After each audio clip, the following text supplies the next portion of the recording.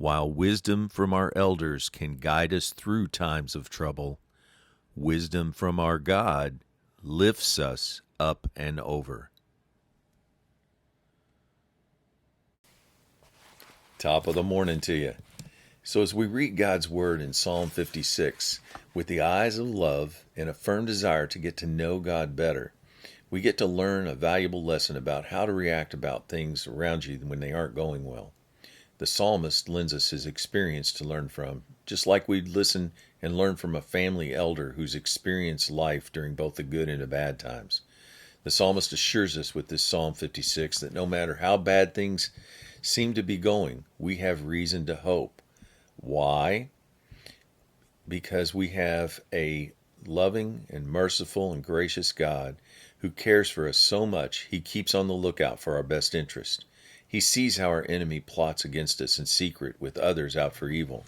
This knowledge helps us, or helps the psalmist, and should help us resist the temptation to be fearful. Verse 3 states, "Whenever I am tempted to be afraid, I choose to have confidence in, put my trust in, and rely on God and pay attention to what He says more than anything that I hear or see around me." He basically advises us to put more stock into God's promises and plans for us than anything bad man can come up with. The enemy may think that he can get away with the sin he's considering against us, but the psalmist knows our God will react with great indignation to bring those people down. Verse 7.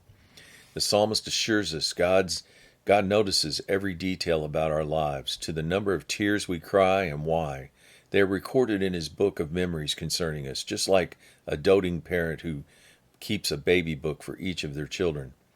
When the enemy sees our resolve to trust in and on God's word, he will back off.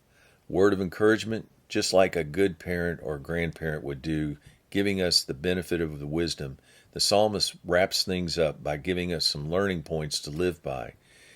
Put our trust in, put our confidence, reliance in God.